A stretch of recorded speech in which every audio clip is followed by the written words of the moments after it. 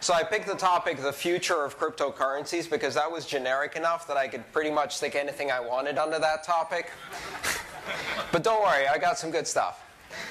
I'm Anthonopoulos. I'm a Bitcoin developer, commentator, and I guess an evangelist. And I just love Bitcoin. I'm just really enjoying being in this space. I feel like I'm doing some of the most important work in my life right now. And it's great to be among this community. So the topic I wanted to talk about today is the future of cryptocurrencies. And we're at the moment at the birth time of this incredible phenomenon that affects so many things in the world around us. And we don't really know where this is going. None of us knows where this is going.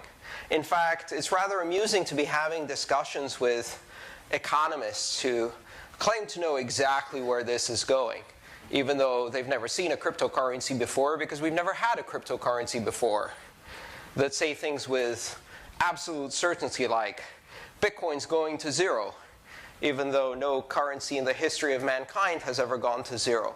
You can still buy Roman sesterce, and it has tourist value. Which brings up an interesting concept: what is value? And how does value change in an environment where currency is abundant? So that's what I want to talk about today. I want to talk about scarcity, abundance, and the source of value. I used to think that alt currencies were going to happen in their dozens. And then they started happening in their hundreds.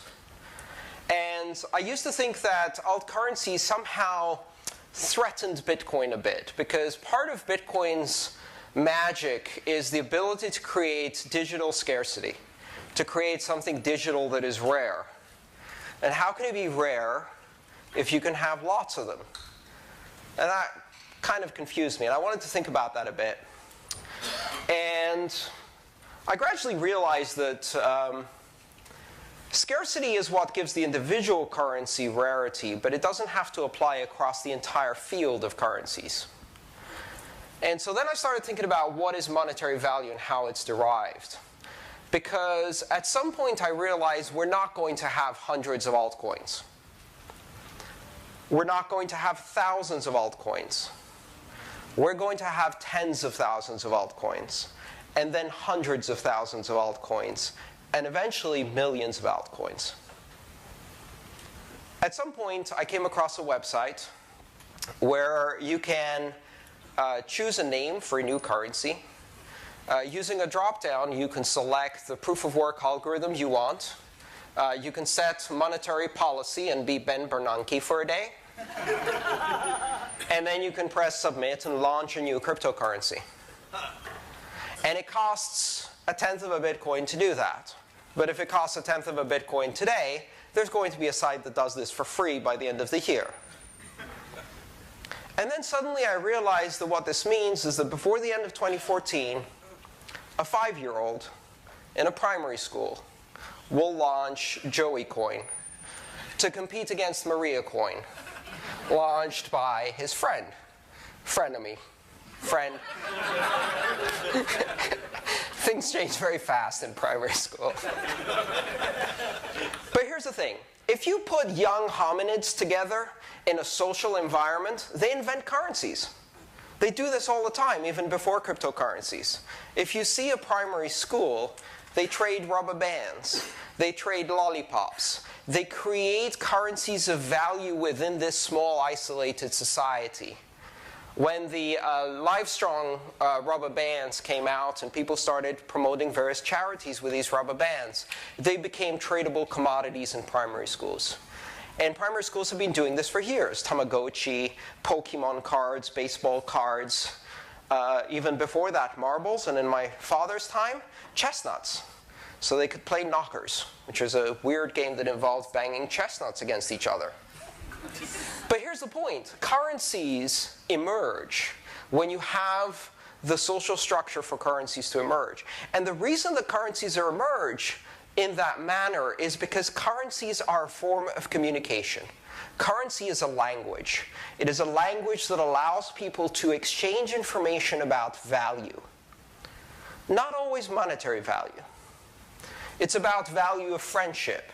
It's about value of popularity. It's about value of celebrity. It's about value of brand. And all of these things have value, not necessarily monetary value. And currencies are the language by which this value is expressed. So within the primary school environment, currencies emerge, even when they didn't have the ability to create currencies. My friend Davi Barker and I were discussing this topic yesterday, and he told me a bit about Emperor Norton, who was this man in California who made a fortune selling pickaxes to gold miners and mining equipment, because that's how you make the most money, is not by mining, but by selling the mining equipment. And yeah. And then he did a bad deal which involved buying rice, and he lost all his money. And had a dream where he was visited by his mother and told that he had royal blood, and he was in fact an emperor, and should become the emperor of the Americas, because America needed an emperor. So he used his last dollar to buy a Civil War uniform, and a big hat, and a big ribbon, and went out in San Francisco and proclaimed himself to be the emperor. And he proclaimed the end of the Civil War, fired Lincoln and fired Congress, and he kept proclaiming things. And people started paying attention, and they thought he was ridiculous. And he created his own currency, and people thought he was ridiculous. And then one of the big San Francisco newspapers published his things to see and to tell everyone how ridiculous they were. And because the newspaper published it, suddenly it wasn't so ridiculous anymore. And this currency started being accepted in stores in San Francisco, and people were able to trade the coins of Emperor Norton. And a currency emerged spontaneously, as it does, because currency is a cultural artifact. It's a system of language. And the best affirmation of that currency was that people started counterfeiting Emperor Norton money. You know something has value when people start copying it. So what did Emperor Norton lack? He had the meme, he had the popularity, he had the idea, he had the pizzazz, he had the fame. He lacked the protection against counterfeiting. He lacked the portability, he lacked the transportability, and he lacked the global reach. The next Emperor Norton, who might be 5 years old, will have all of those things. Because now, combined with the cultural artifact of money, we have the mechanics, the technology of unforgeable, instant, secure, cheap, fast asset transfer over an information network. And so, if you combine these thoughts together, what we realize is that money happens when people have a need to express value, and that means money will happen at an accelerated pace. So that's why I say we will have millions of altcoins. We will have Kanye West, and this time Kanye will do it. We will have Bill O'Reilly coin for Ditto heads. We will have fame coins and TV show coins and primary school coins. We'll also have coins made by governments and coins made by banks and coins made to solve specific problems and coins that are memory hard and coins that have different script functions. We're going to have coins across the entire spectrum. And at that point, we will have to start making some very difficult decisions. Because at that point, we've lost any way of knowing what has value. All of those coins will have value to their creators. The question is, how many of those coins will have monetary value for the rest of us? And when I thought about that, I realized that we've already done this once before. You see, before the growth of the internet, opinion and the authority of opinion depended entirely on the authority of the issuer of opinion, the gatekeepers of information. If you are the New York Times, you own a printing press that is 4 football fields long and 3 stories high, and you buy ink by the barrel. The ownership of that printing press becomes a proxy for authority of opinion, because not many people can do that. That's scarcity. Scarcity becomes a metric by which we apply authority of opinion. So the New York Times, by sheer ownership of that printing press, had authority of opinion. And then suddenly, anyone could have a printing press. Anyone could have a desktop-based printing press. And just at the same time that an Egyptian blogger on the front lines of the Egyptian revolution suddenly had an opinion that was relevant, that was timely, and that was authoritative, at the very same time, New York Times was publishing bullshit by Judith Miller to drive us into a war. And so our world was flipped upside down because the sources of authority were crumbling before our eyes. And at the same time, millions of other opinions were coming out, which had no apparent, no intrinsic source of authority. And we had to recalibrate our world to understand authority of opinion as a matter of content, not source. Opinion was now not about who issued it, not about who distributed, and not about how big their printing press was, but about how close to the information they were, how relevant that information was, and how many people were able to use that information to gain knowledge. In the new world of cryptocurrencies, governments and sovereigns no longer have authority that is created by the ownership of the printing press of the Fed. Authority now is derived by the use of the currency. Us using Bitcoin is what gives it intrinsic value, if you want to use that old term. Of course, nothing has intrinsic value. Certainly no money has intrinsic value. But if there is monetary value in a currency, it is derived from the use of that currency as a means of exchange, as a store of value by the users, not by the sovereignty of the printing press that created it. So we now live in a new world where we will have millions of coins. And some of them will be Joey coin and Maria coin and Kanye West coin. And some of them will be really important coins in the world financial environment. And here's the funny thing. We'll have no idea when one turns into the other. Because the line between a coin that's a fad and a coin that has monetary value is simply an adoption threshold. It's an issue of critical mass.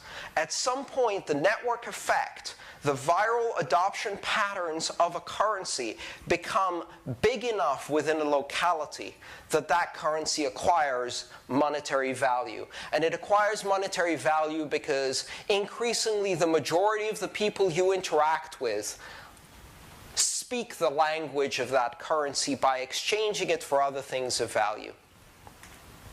And we will have no idea how to distinguish between the two. Imagine a world where a decade from now, a Central African Republic has de facto adopted, through use of more than 50% of its GDP, as its national currency, Dogecoin. And not a single person in that country has any idea what that silly dog is doing on their coin. But guess what? Most of those African countries had no idea what that silly white old lady was doing on their money. Queen Elizabeth. And there's absolutely no difference between the two.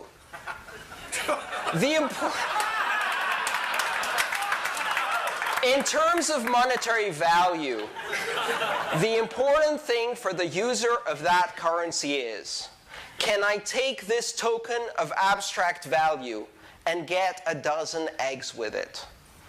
We've seen this happen before. M-Pesa started as a means for families to exchange cell phone minutes.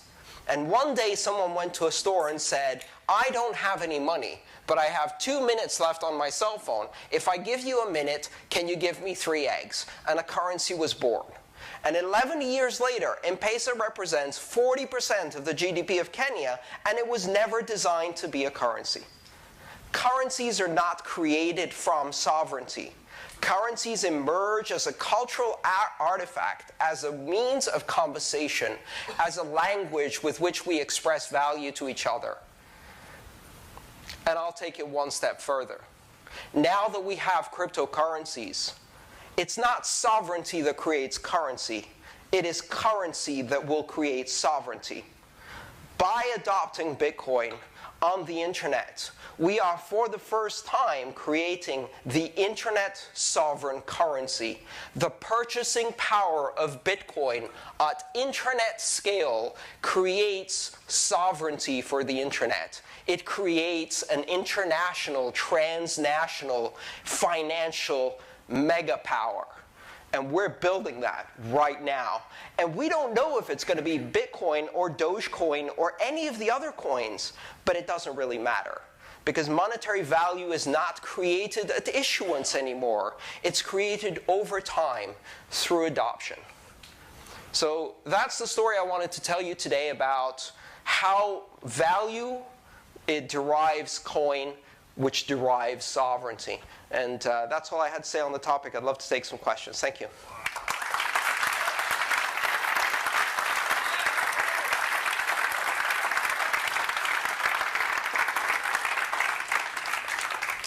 All right, if you want to line up somewhere here, we'll put a microphone in front of you so you can ask some questions. Anybody? Nobody?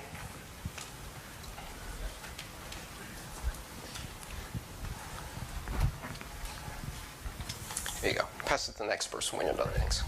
Hi, Andres. My name's Adam. And you mentioned once that Bitcoin has the potential to have M1, 2, 3, and 4 potential. How it has what? M1, M2, M3, M4 potential. Right. How is that possible? M0 is the narrow money supply measure. So the narrowest supply of money measure is the actual physical coins in circulation, right? That's how we measure, say, for example, the US dollars M0 is the stuff that's written on actual pieces of paper floating around the economy. That's the narrowest measure of money. And for Bitcoin, that's at the moment, 11, 12 million Bitcoins currently issued times their exchange rate or purchasing power. That's the M0 measure of Bitcoin. But exchanges can operate as a fractional reserve system, as can Bitcoin banks, and perhaps some of them already are. Bitcoin was implemented on Mt. Gox as a 0% fractional reserve system. And so we will see this happen again, but it may happen deliberately. I mean, people may actually give out loans with Bitcoin and create fractional reserve Bitcoin where the original holders do not have immediately liquid Bitcoin to redeem against that. That immediately creates M1. And broader monetary supplies on top of that. Instruments, futures, derivatives, bonds, debt obligations can be built on top of that to create a higher supply of money out there. Essentially, the broader the monetary supply you're looking at, the lower the liquidity of that monetary supply. Hey, Andres. Christoph, Atlas. Question that I have is about Bitcoin derivatives. So coming out of the legacy banking system, it seems like a lot of the hijinks and the nasty stuff that we have in the financial sector comes from these highly derivative assets. And something on the horizon for Bitcoin is a lot of people looking to create Bitcoin-based derivatives.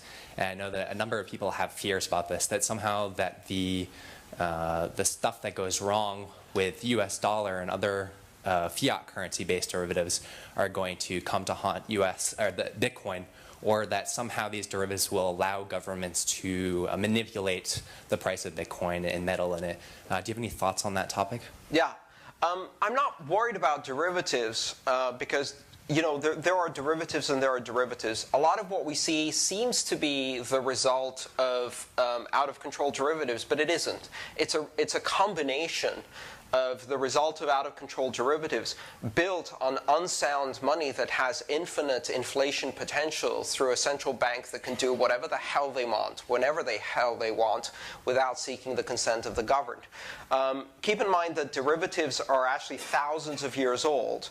The first derivatives were created in Venice in the 15th and 16th century in order to sell essentially futures on tax receipts by Venetian families, and in order to fund, well, war, as always.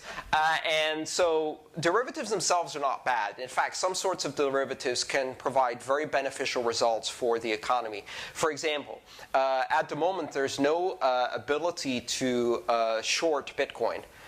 You cannot take a position against Bitcoin and benefit from it by borrowing Bitcoin, selling it, and then buying it back at a later date at a lower price. The problem with that is that when you have a currency that essentially has no ceiling, when good news happens, it creates a really strong effect, a spike essentially of price that goes way above the sustainable price. So it overcorrects up, and then it bursts, the confidence is somewhat shaken, and then you overcorrect down. And you get into this oscillating pattern with very wide swings. A lot of that is because you don't have counter pressure.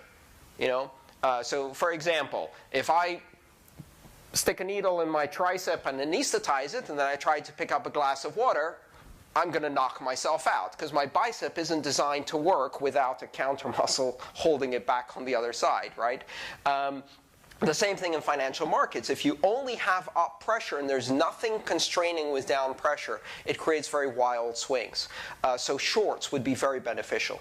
The point is that if you build derivatives on a sound currency that cannot be inflated, the derivatives themselves are derived from soundness. And of course, if you take it too far, you can get further and further and further away from the fundamental store of value. But what's happened in our economy is that we've not only got further and further away from the fundamental store of value, but then we hollowed out the fundamental store of value. So there's actually nothing below it. So you build a pyramid of huge derivatives, and then you take out the base, and the whole thing collapses. Well, actually, no, you just feed $1 trillion of quantitative easing at the bottom and then pray for 5 years. And then the whole thing collapses, but that hasn't happened yet. So, yeah, I'm not worried about derivatives. I think under certain circumstances, derivatives can be very healthy mechanisms to create more predictable market behavior by allowing people to express many different risk scenarios in their purchasing patterns. Yeah. Thank you. Hey, Andres, thank you very much. You're clearly one of the biggest voices in Bitcoin community from a technical perspective and from advocacy perspective. I would, at the risk of disagreeing with you in some respect about the alt currencies. I agree that there's a space for alt currencies, and while 2, 3, or 5, or 10 were okay, the fact that where we are going towards, where you now, in a very loud voice, and the reason I say loud, it's the most effective technical voice that exists in the development community. When you say there's got to be thousands of alt currencies, what is that doing to Bitcoin itself? Okay. And I've listened to your interview with Adam Back as well. And we have a different approach with Adam. Right. So let me just answer your question directly. I think I understand where you're going with this. So let's talk about the distribution of these currencies, because I think it's important to understand how these currencies get distributed. What we see in environments that exhibit network effect, and they exhibit open networks where you can have inclusion and expression at very high rates, is instead of seeing a normal distribution, which is a typical bell curve, what you end up is what's called a power law distribution. And a power law distribution is the same thing you see in terms of artists and their sales on iTunes, or products and sales on Amazon.com. A power law looks like a very big peak at the top, and then it drops down dramatically, and then you have a long tail. If you haven't read the book The Long Tail, I think it was by Chris Anderson, definitely worth reading, because he talks about power laws and network effects, and it applies to currencies even though this was before cryptocurrencies. What I expect to see is that gradually Bitcoin will end up with 50, 60% of the market share, I'm just guessing numbers here just to illustrate the purpose, 50 or 60% of the market share dominating the top of the power law, and then maybe 3, 4, 5 useful altcoins that have niche applications, primarily with features that Bitcoin cannot co-opt, cherry pick, or include in its roadmap. Perhaps because they're completely antithetical, like inflationary instead of deflationary, because they're fundamentally discordant, like a different proof-of-work algorithm or proof-of-stake algorithm, etc. Those will come to fill in the environmental niche below with 5 or 6 coins. And then you have this very, very long tail that keeps getting longer and longer and longer with tinier and tinier and tinier market uses until you have coins that are used by 20 people in a club in order to play their weekly poker game. Because it's an easier way to manage the accounting. Why not? And most of these will be irrelevant to the people at large. So here's what this does to Bitcoin. Every new currency that comes out competes for attention with Bitcoin, but it also validates the primary idea of cryptocurrencies, and thus it feeds directly into Bitcoin. Bitcoin is the oldest, Bitcoin is the most stable, Bitcoin is the most used, Bitcoin is the most trusted, Bitcoin is the most distributed currency, and it is achieving a network effect unlike we have ever seen before. You have the network effect of 100,000 nodes, you have the network effect of millions of dollars of ASICs that have been embedded into this ecosystem, you have the network effect of 50,000 merchants and growing, you have the network effect of 2.5 million users, all of these things feeding into each other and based on money, real economic investment. And now startups and jobs and employees in these startups and developers who are learning the skills. And increasingly, Bitcoin protocol being embedded in chips that can't be modified very easily. Bitcoin's network effect is absolutely incredible. In fact, the real issue is not whether an alt currency will displace Bitcoin. I don't think that's going to happen. In fact, I think the bigger problem we're going to have is that we're going to find it harder and harder to upgrade Bitcoin. Just like IPv4 became so dominant, we've spent 16 years trying to upgrade it to IPv6, and so far, with not much success. And that's just replacing it with its upgrade, right? And we may see the same thing with Bitcoin. It will become increasingly difficult to achieve consensus for hard fork upgrades. So I don't see any of this affecting Bitcoin other than increasing its power, increasing the dominance of cryptocurrencies. Keep in mind that any cryptocurrency that comes along has to prove stability and has to show that stability over a period of time. And in the meantime, Bitcoin has built a 5-year honey badger track record.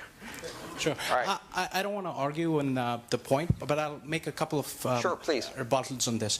The only thing is, you've recently read the mail from Gavin Andreessen and as well as Mike Hearn, both of them asking one very specific thing. Bitcoin doesn't need much developers, they need much testing. Every single developer today who's spending time developing an altcoin because 5 people around him, business related mostly, they're saying, hey, you know what, there's a pump and dump opportunity, or whatever the case might be, whatever the incentives might be. Sometimes they're genuine as well. And it just leads that developer not devoting the time towards Bitcoin development or testing, right? And they're spending the time. Yeah, I'm not worried about that again because there are hundreds of startups in the Bitcoin space hiring thousands of people, many of whom are developers, many of whom, when building their applications, are testing Bitcoin in new environments and new scenarios. And we're going to see maybe 100,000 new developers join Bitcoin in 2014. This is a brand new space, and we have something that other spaces don't have: jobs. Paying jobs. I have one of those jobs. So I'm not worried in the slightest. We're on an exponential growth path. We're going to have an abundance of developers. We haven't even seen the real emergence of India, China, Russia, Brazil, et cetera, in terms of them adding to the developers pool. So let's let someone else take the next question. Thank you. I have a question about jobs, actually. Given that we're going to be able, with Bitcoin, to automate entire industries in a world population that continues to grow with a shrinking need for labor, what are we going to do about the job situation? Well, I think we're actually going to be able to bring a lot more productive capacity online from all around the world. But it's not about replacing jobs. It's about creating new ways of interacting in new types of economies. And quite honestly, the big problem we have right now is that not that jobs don't exist or opportunities don't exist. It's that we have this giant black hole of war and derivatives and financialization that is sucking the productive wealth of this country and putting it into an environment where nothing is more profitable than war. Nothing is more profitable than 0% Fed loans. Nothing is more profitable than algorithmic trading and making suckers of everybody's retirement. As long as that is the case, the entire economy will be stagnant. And Bitcoin gives us a new way of doing things.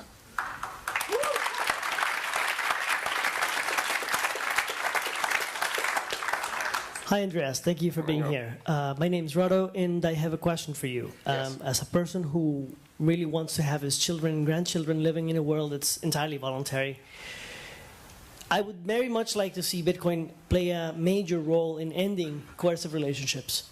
I want to know what your opinion is about the end game. What will be the end game after Bitcoin has completely disseminated itself throughout the world and people have an alternative that's fully voluntary to exchange value and to be able to transact without any third parties? I want to know what you think. Yeah, I mean, I really have no idea. I think one of the most important things you can do as someone who tries to predict the future is to be humble in your predictions and try to aim for 2 years out at most. And that reduces the possibility of being wrong to only about 75 to 80%. So, I see that Bitcoin is going to disrupt many different industries, many different ways of doing business. It's going to change the financial environment irrevocably, forever, and in very dramatic and drastic ways, empowering individuals. I see all of these things happening, but I don't know how they're going to unfold. Any more than I know where the internet's going to be in 2 years, or that I could predict any of it 3 years ago. This is riding one of the most wild rides in the world. It's the exponential dragon, and we're on its back. And so I don't know, and that's great, because neither do the people who are trying to stop this. What I do know is that regardless of where Bitcoin goes, the Bitcoin network can survive the Bitcoin currency, and the Bitcoin invention, the blockchain, can survive both. Cryptocurrencies are going to be part of our financial future for the next 100 years. That I can say with almost absolute certainty. It might not be Bitcoin, but cryptographic currencies will be part of our financial future. And once you realize that, as I like to say, the bandwagon has started rolling. And there are two positions you can take towards the bandwagon. You can jump on board, or you can get run over.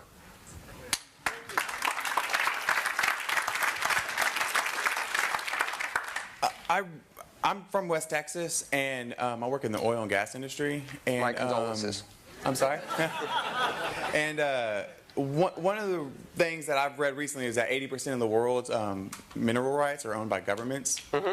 And that's one of the reasons why Texas had such a good economy, is because the decentralization of the ownership of the minerals. Mm-hmm. And I know that I'm not a very techie person, but I know that they say that Bitcoin has a lot of uses outside of currency. In your mind, do you see a use where property, a title to property could be tied to a Bitcoin that could be, that way you don't need so much a government, but like, in those third world countries where they're sitting all that dead capital. Right. Title and deed registry is probably one of the most exciting and one of the most immediate applications you can do with blockchain-type technologies. One of my business partners, who is an attorney, is currently writing a number of papers on how you can use a combination of proof of existence, notarization, and attestation technologies together with proof of chain ownership through the blockchain in order to transfer not just the deed, but also easements and other aspects of property as they attach attached to deeds. And not only is it a matter of being 1,000 times more efficient than trying to trawl through dusty books, it cuts down the risks of property transfer, which makes it unnecessary to have massive amounts of title insurance and escrow fees that cut into every property transaction and over generations can erode the value of a property to zero. So yes, this provides transparency, accountability, ease of use, and cryptographic certainty. The blockchain is going to be used for land registries, for sure. It's a great application. Thank you. I don't know how many questions we can take. Where's the moderator for this? Okay, someone scream to me when we have to stop. Yeah. Hi, Andreas. Michael Turpin with BitAngels. First of all, I just wanted to thank you on behalf of the entire community for fighting the good fight intelligently and in a rational manner, while the other side, throws, lawsuits and bombs. Well, we got to have a Mark Williams in every conversation.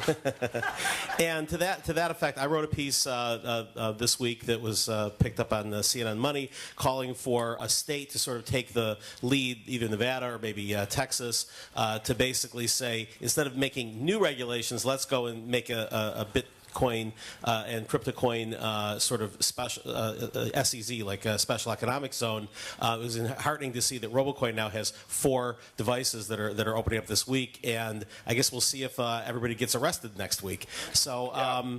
What are your thoughts in terms of can the states sort of be as much of a force to be able to get that first little wedge, just like they've been for gay marriage and they've been for marijuana? Well, I think so too, but it won't necessarily be the United States.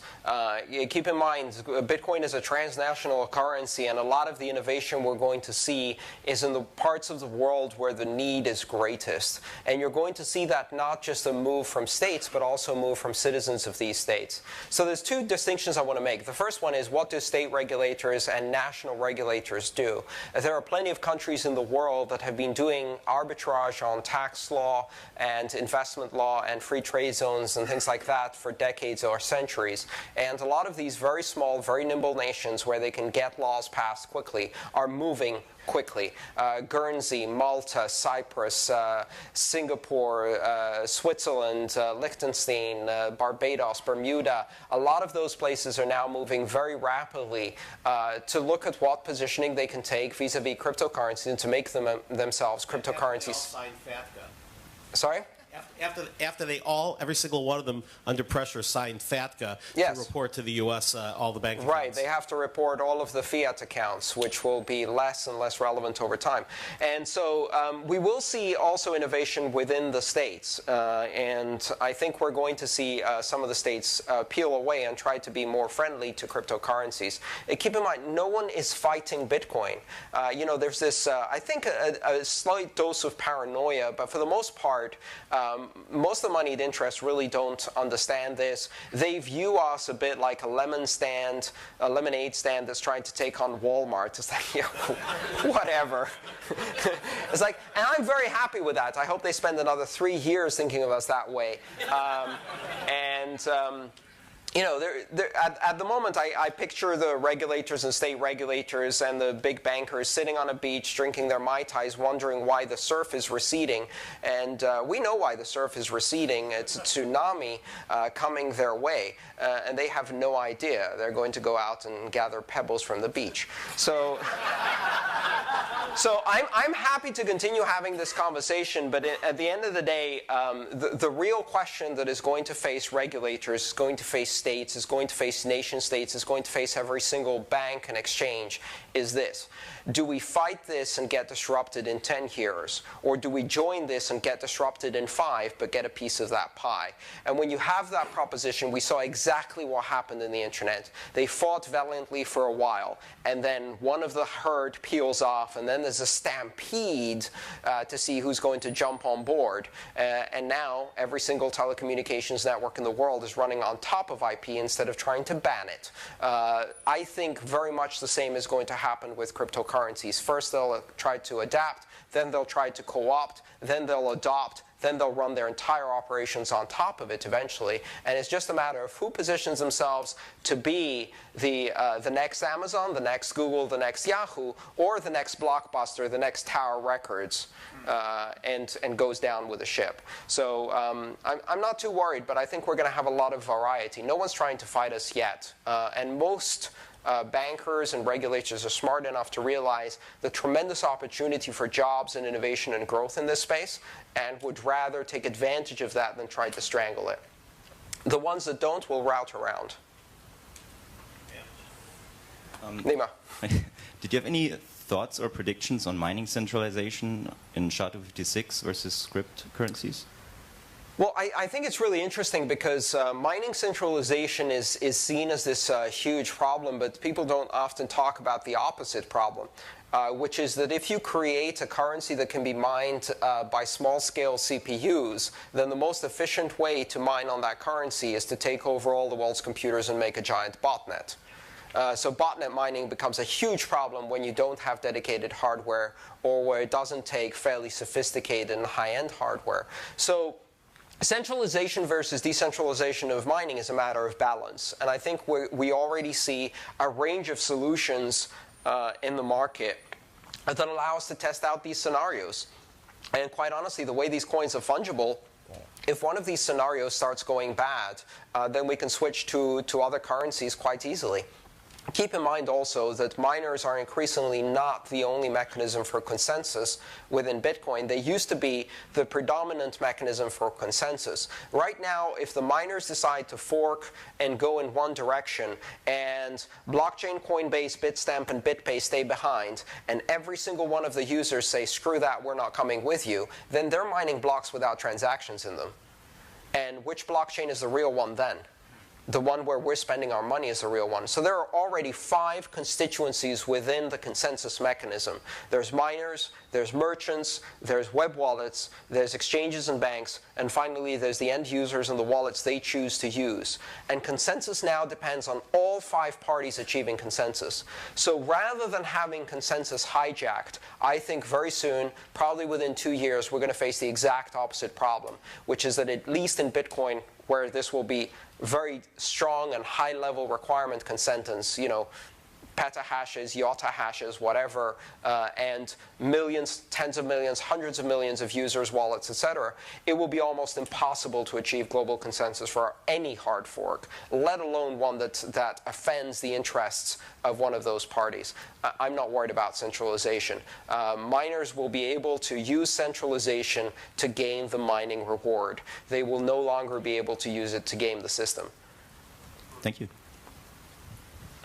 Just a quick follow-up on that. Do you have any concerns about a large nation state that has interest in just actively destroying Bitcoin to make their own, super rigs and design chips and just throw hundreds of millions or billions of dollars to intentionally disrupt the blockchain? Yeah, I don't worry about that at all. This cannot be done with Bitcoin anymore. This is something that can only be done with nascent altcoins. Bitcoin has achieved a level of computing that no single nation state can overthrow it through computation alone. The effort to do so would require a massive covert operation of chip fabrication, then the coordinated assault that would give them dominance over the next block for 10 minutes until we kick those bastards off the network, rework the protocol around them. They would be revealed. They would have lost $1 billion doing this, and all they got to do was one double spend.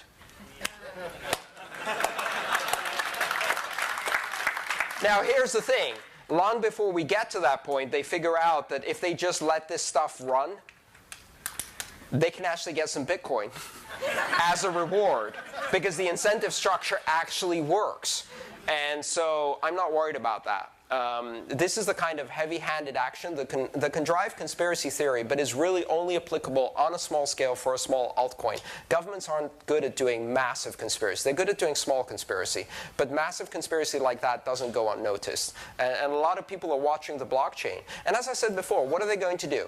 So they take over and they fork the blockchain and they go somewhere, right? They've created an alternative blockchain. Great. What are we going to do? Who's going to join the NSA blockchain?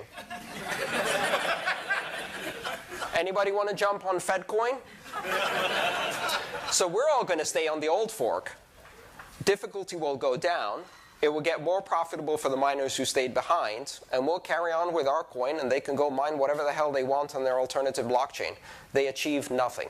They can't make protocol changes because, as I said, 5 constituencies in consensus, and it would take $1 billion to pull the most ridiculous Keystone Cops failure in history. Plus, this would actually require government that can do IT.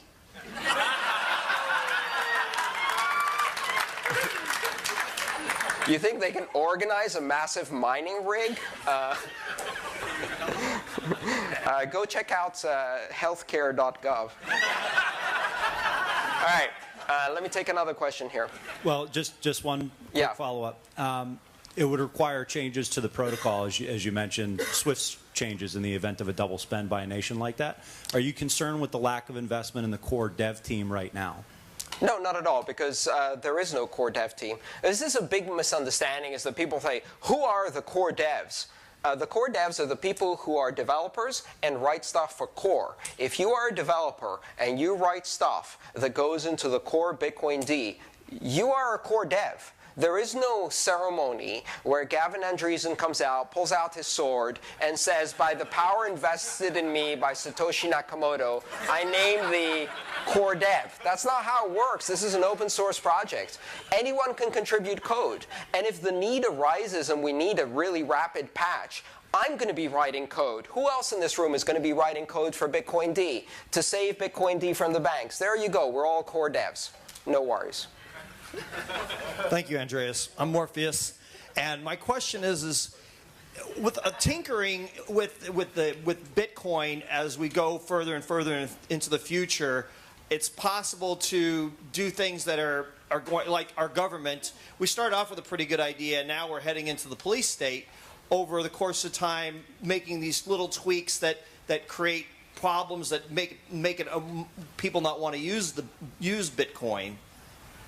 How do you see that these tweaks could be used against it, so to speak? Yeah, I don't see that as a problem. I mean, really, this is a system that removes the central levers of power. It decentralizes power and diffuses it in the hands of so many people that actually modifying the system to take control becomes increasingly difficult. That's the magic of the decentralized blockchain, is that consensus is spread among so many different players. Essentially on the blockchain, we have an election every 10 minutes. And if we decide to vote differently, vote with our wallets, vote with our web wallets, vote with our exchanges, and vote with our mining gear, we change the election. And we have that election every 10 minutes. That is a system that is designed to be compromise-proof.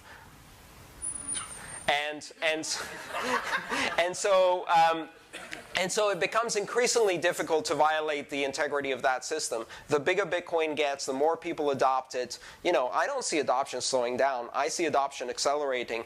Even in the face of the worst news we've had over the last 2 months, the end result has been that for the last 2 weeks, Bitcoin has been in the headlines of every national newspaper in every country in the world. And what they've been telling everyone is that Bitcoin is dead. And all of those people will hear about Bitcoin 3 or 4 times in the last 2 months, and then a month from now they're going to check, perhaps they're going to check the website isbitcoindead.com. It's a real website. It's a static HTML page that says no. They're going to check that site and they're going to say, hey, this thing must have been a hell of a lot more resilient than we thought. I guess the media was lying to us again. Maybe I should buy some Bitcoin. We're now getting the mainstream marketing because people are talking about Bitcoin. And why are they talking about Bitcoin? Because Bitcoin is now important enough for the national media in every single country to cover. And it doesn't matter if it's bad news. It's news. As they say, I don't care what the hell you print about me, just spell my name right. B-I-T-C-O-I-N. Thank you. We've heard a bunch of great questions asking, is this a problem, is this a problem, is this a problem?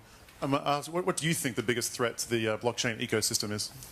I don't think there are any external threats to Bitcoin. I think most of the threats are internal. The things that can happen from the outside can only slow us down temporarily and then cause a bounce back of the price. In fact, what they do is they train the network. Bitcoin exhibits anti-fragile characteristics, which means that it operates as a giant distributed immune system. Every time you expose it to a new type of attack, it learns, it adapts, it becomes robust, and it repels that attack. And next time, that attack is ineffective. 4 or 5 weeks ago, we had the first distributed denial of service using transaction malleability, right? And exchanges had to temporarily suspend withdrawals. Guess what? That distributed denial of service attack continues today. No one is affected anymore because the network is now immune to that type of attack because it became more robust. Over time, as Bitcoin gets attacked, it becomes more and more robust. I think the only thing you can do is delay Bitcoin, and we can have fundamental problems within Bitcoin within the code base. I think these are extremely unlikely. If they do happen, we can fix them. If we can't fix them, that's even more unlikely. Then we're going to have a problem with the currency, and then we're going to have to pick another alt currency. But the cryptocurrency concept itself cannot be stopped. Because right now, as I mentioned earlier, any 5-year-old can create a new one. And that means that developers are going to create interesting new ones.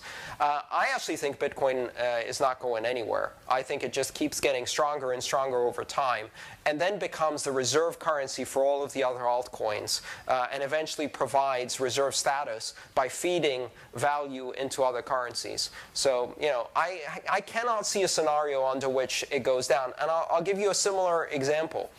Tell me how someone can take down the internet. I cannot see a scenario by which you can end the internet.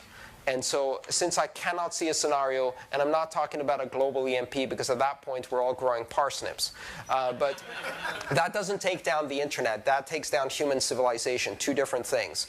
We have bigger problems then. But you cannot take down the internet now anymore. It's simply not possible. You cannot take it down. You can take parts of it down, you can stop it for a while, and then you'd have to reboot it. But you cannot end the internet forever.